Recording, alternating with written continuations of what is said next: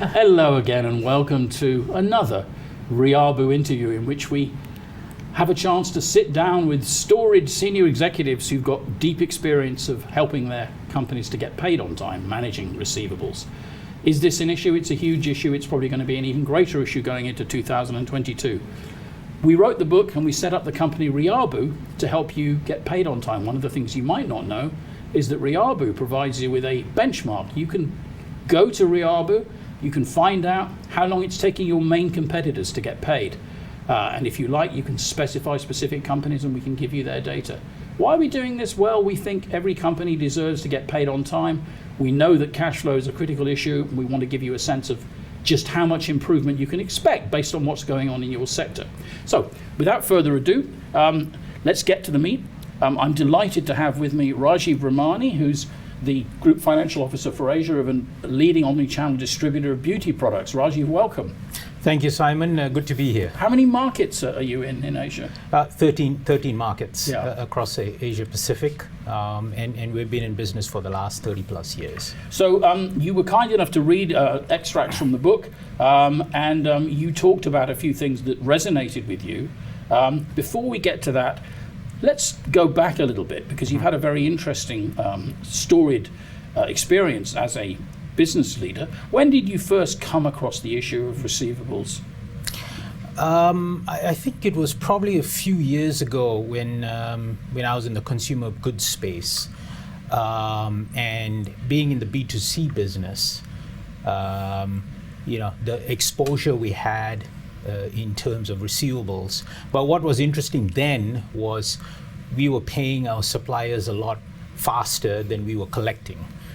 Clearly not a very sustainable way. Your customers were retail stores? At that point in time, yes.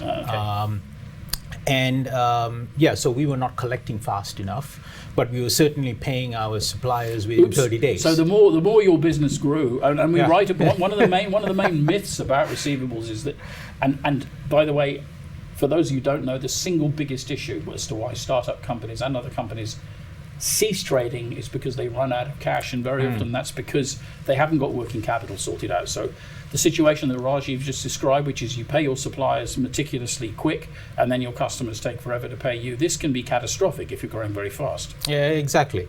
So now, obviously, because at that point in time I was working with an MNC, maybe the cash crunch was not very obvious. Because you had enough of a strong balance sheet to be able to secure borrowing. Exactly. But we were not having any of it, and certainly my line manager at that point in time was not having any part of it. So we started that focus around receivables management, payables management. And how did that go? Admittedly, the shift in the mindset, the attitude, if you like, of culture. A lot of it was a huge change management exercise. Because being in an MNC, when I was there at that point in time, you have the sense of, we have a very healthy balance sheet, we have huge amounts of cash. So what are these guys going on about, right? So to get sales, marketing, just about everybody all focused on understanding the need to get the money in on time. It took quite a bit. But then since then, it's now effectively part of my DNA, where, as finance, we're not just looking at the P&L. We usually have about 20 pairs of eyes on that, but more on the balance sheet, where you usually have only two. So we have, I think those of you who've read the book will know this, we have 8 main areas that we call out as being important to getting paid on time. We call them the virtuous revenue cycle, since they're self-reinforcing behaviors. Collectively, they require a cultural change, and you've reminded me that we should probably have one discussion going forward on the challenge of the cultural change, because it's all very well laying out the different components. Getting people to change the way that they've often thought and behaved for a long time is very hard. But the one that you've picked, and the one that we put right at the top of the virtuous revenue cycle, is top-down ownership. And you were waxing very lyrical about that before we went on the air. So talk a little bit about that. Yeah, and I'll talk about the pandemic and what's happened in the last 2 years. I think that's where a lot of SMEs, MMEs have really felt the crunch in terms of collecting on time, right? And it's a virtuous cycle in many ways. If you want to go to the bank to get some cash, well, you also need to have a very healthy balance sheet to do that, right? So you need cash before you can ask for it, if that makes any sense. So any company, I think, with a very high percentage of overdues is going to be in a bit of trouble if they also are running out of cash. And especially in a pandemic, it's a double whammy, because a lot of your customers are in the same boat as you are. Their business is drying up, so they don't have cash to pay you. So effectively, it meant, getting a handle on this very quickly. So you need your leadership to continue to focus on Absolutely. getting the cash in, even though there is pressure on sales and growth. Absolutely. You can't afford to neglect this. Absolutely. And in my case, in our case, we were very fortunate. Our CEO was hands-on on top of it. We set up weekly AR calls. Brilliant, yeah. Across all markets. Mm-hmm. So every single week, country managers, finance leads, it's a huge party. We have a number of case studies in the book, which you may know. And one of the characteristics that every one of them has in common, they're all case studies written by senior executives leading companies of different sizes. One of the things that they all say is that if I had not taken an active interest and personal ownership of this issue, it wouldn't have happened, because our culture was focused on technology, it was focused on growth, it was focused on delivery, all good things. But if you don't get paid, and if you're not prepared to back that up by going to the customer, even if you're the CEO, and having that conversation, well, you won't get paid. Of course. And you need to care. Yeah. Right? Because if you don't care and you think it's someone else's problem, I'm the sales guy, so finance or whoever is going to go collect, that's not going to work. So very common though. It is. Admittedly, it is. And I've spoken to a number of people, my peers, etc., because we of course exchange war stories and tips, etc., about how some who don't want to be bothered, or they can't admit it. Maybe they can't admit it, but with open sharing, we then get to understand what works, what doesn't work, etc. And that tone has to be taken from the top. Absolutely. The other thing then, in terms of the tone from the top, is not just the CEO and the CFO sitting there, but it's your COO, CCO, and your senior leaders. People who very often wouldn't normally consider accounts receivable part of their. Probably. Yeah. Probably. So right? that's a bit of a process of education then. It is. I think you almost get, let's choose a word, flavor right now, a booster jab. Mm-hmm. When you get the CEO. Have you had your booster jab, by the way? Yes, I have. Yeah, me too. Yes, I have. So I'm all good. Sorry, COVID joke there. But when you have the CEO saying, right, we are going to have weekly AR calls, and then you're going to go through all the top 10 customers and let me know what's happening, why, all of a sudden people have to start taking an interest. They all everybody cares, right? Everybody joins the weekly AR calls. Is there a danger in some organizations that receivables gets pushed down to a relatively junior level in the company, and it's very hard for individuals sometimes to get the attention of others? It is, and I think it depends on the culture of the company as well. Because if the culture is one where the senior management doesn't want to hear bad news, issues, etc., don't come to me with problems, come to me with solutions, that's going to be an issue, right? If you have also a situation where it's all delegated down too much, by the time it gets escalated 3 months later, because as you know, the longer it takes to collect, the worse it becomes. There are a lot of anecdotes that I was pleased to gather in this book, having been doing this for 30 to 40 years. And one of them is pretty much as you've described. I talked to the CFO of a very large company who was in trouble with receivables. She said, "Can you help me?" And I said, "Sure." And when I tried to have a discussion, she said, "Oh, don't talk to me. Go and see the lady at the end of the corridor." And right there, I knew what the problem was, right? Which is at the end of the day, this is a not important transactional thing that happens somewhere else, probably done by people who aren't particularly senior in the organization. And I make this point because it's very common. Yes. Very common. Yes. And who therefore don't necessarily get listened to. And one of the best things you can often do, and I speak as having consulted in this area for a long time, is get people that deal with this on a day-to-day basis into a room and tell them what they're dealing with, and they'll tell you not just about the mistakes, but they'll tell you about the difficulties very often that they get from getting that they suffer when getting trying to get the attention of the commercial leads or senior managers within their own company, right? Of course. Which is why, when you first start on a weekly AR call, and we have hundreds of customers, right?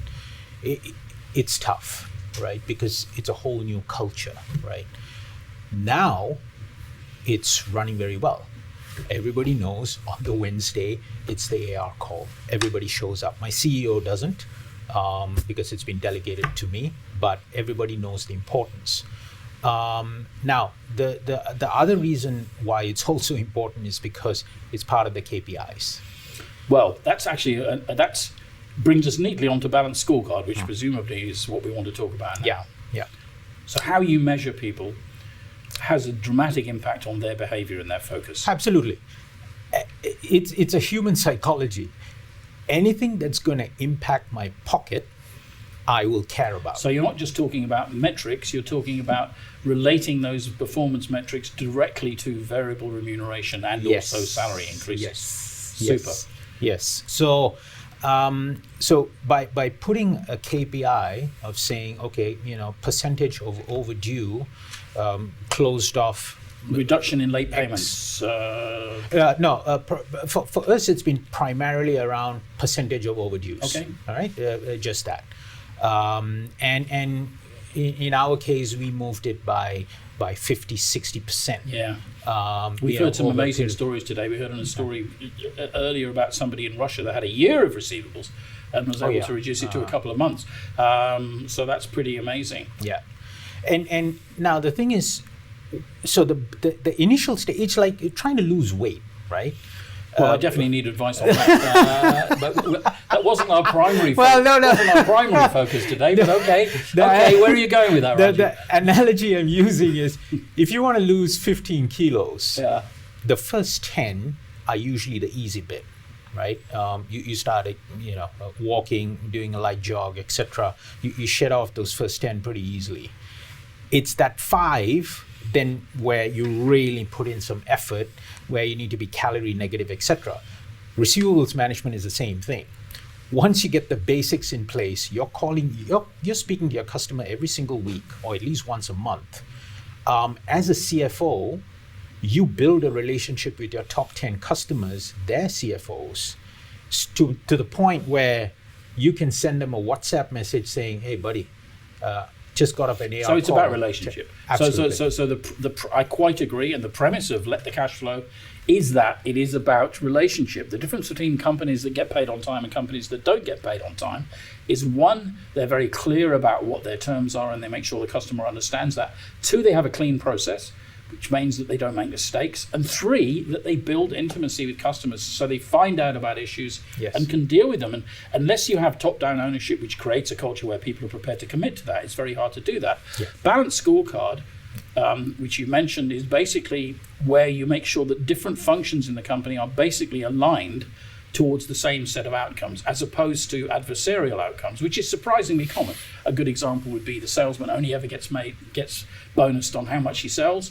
The CFO only ever gets paid on what the DSO is, days sales outstanding. Those two things could be said to be adversarial, but they both should be measured on both. Absolutely. Yeah. Because at the end of the day, I mean, if you look at the success of a company, it's a joint effort. Right? It's always about one team that's, because the sales might be out there driving the sales. Marketing, of course, makes it all very nice so that people buy the product. And then there's finance, who will constantly remind about management of expenses, putting up the P&L, etc. Now, when you have KPIs which are joint, everybody's moving towards that same target. And the power in those customer relationships usually lies with the commercial organization, not with the financial director or the person who's in charge of collecting the money. Because who sees the customer all the time? Who has those relationships? Who has the ability to influence the perception of the customer, to change the culture of the relationship? Yes, admittedly, I would agree. Yeah. It is the commercial folks. But I think, as finance professionals, we owe it to ourselves as well to build a relationship with the finance folks on the customer end, especially with those customers which are critical, right? Because at least by having a conversation with them, you understand what their pain points are. But I've always taken the approach, whenever I'm speaking to my peer in the customer side, this is the problem. Let's find a solution. There's a lot of wisdom here. So often when people come at, say, a receivables issue or any other business issue, it becomes immediately an adversarial situation. Here's what I need from you. I think what I'm hearing, and I absolutely love this, and this is very much aligns with what's written in the book. This book is an appeal for civil discourse in business, in essence. It exactly says, I'm going to start off by asking you what I can do for you. Even if there's a pile of money that you owe me, I'm going to ask what I can do better. Yeah. You start on that basis, and you aim to be of service, and you build your relationship based on Absolutely. Then you build the relationship, trust, credibility, right? We had this customer in Indonesia, and with the lockdowns, he's had to shed staff, he's had to close some outlets, etc. So am I going to get on the phone, have zero EQ, and say, "Hey, buddy, you owe me $1 million. Well, many companies pay do. up." Many companies don't talk to the customer until the money's already significantly overdue. And we specifically talk about that. It's the power lies in the intimacy, and so we're hearing lots of really good things here. So everyone should be measured on the same thing, and they should own working capital. That tone, that it's important that your customer sticks to what's agreed in terms of paying you, needs to be set from the top. It's important that people are measured on similar things. There's something else which you actually just hinted at, but I'd like to bring out. Again, it's something we talk about in the book. There's something called the burrito, which is the 80-20 rule, which is a natural law. It's not a made-up law. It's a natural law which can be observed in nature. In fact, you can find it in the New Testament if you look carefully. Send me an email and tell me if you can find it. But the point is that 20% of your cash flow issues will lie with 80% of your cash flow issues will lie with 20% of your customers. If you can ensure that you build the right level of intimacy with those 20%, which is going to be a lot more manageable than trying to do all of them. Exactly. You'll be amazed how much change how much impact it has both on your culture and on the cash that comes into the company. If you want practical tips as to how you move your relationship from a late in the day when things are already a problem, from kind of a wicket-keeping relationship, for those of you that like cricket. For those of you that don't, look it up. And presumably you know all about cricket. Yeah, a little bit, not a lot. Okay. So I need to look it up. But okay, it's when you bowl the ball that you need to. So do it early, build the relationship, don't allow issues to build up. Rajiv, this is fascinating. I'm hoping you're going to come back and talk to us in the new year. We're heading towards the end of the year. What other advice would you give to a business leader or perhaps a finance leader like yourself running multiple geographies in Asia on ensuring that he gets his invoices paid on time? Number one, make sure your invoice on time. Number two, make sure your invoices are correct. Number three, build that relationship. As a finance person, owe it to yourself. Build that relationship. Don't just leave it to the commercial guys. Particularly with the 20% of the key accounts, yeah. Exactly. Build that relationship. Now, of course, the pandemic has created some restrictions in having a coffee or lunch, etc. But, talk to them. Understand what their issues are and look for a collective solution. That's an opportunity. I mean, absolutely. We actually have a chapter, because I added this slightly before we published it, on the sort of virtual world. Because if you look at it, you've got a customer who's also getting used to working on Zoom and isn't going out of the office or isn't leaving his or her home. So there's an opportunity there to have regular interactions via. Absolutely. I mean, one of our customers, the CFO there is a Manchester United supporter, like me. So I'm Liverpool. Well, nobody's perfect. Yeah. So, and now, we exchange messages about, how the team did. etc. That helps, because then when there's an issue, I know I can lean on him, and likewise he can lean on it's me. It's a question of modality. With a little bit of flex. So you build the relationship when things are okay. Exactly. If you only ever interact with a human being when there's a problem, first thing is they know that there's a problem, because that's the only time they ever hear from you. So it's very difficult. Yeah. Modality. Rajiv, we could go on all day. This is absolutely fascinating. I'm conscious of the fact that we don't have a lot of time left. I'd like to thank you for coming here today. Thank you. Rajiv Ramani, fascinating insights into how you can get paid on time. Do think about buying Let the Cash Flow. It's a bargain, and it tells you everything you need to know to ensure that your customers pay you on time. And it's about service. It's about becoming intimate with your customer and providing your customer with a competitive level of service that beats the competition. Thank you.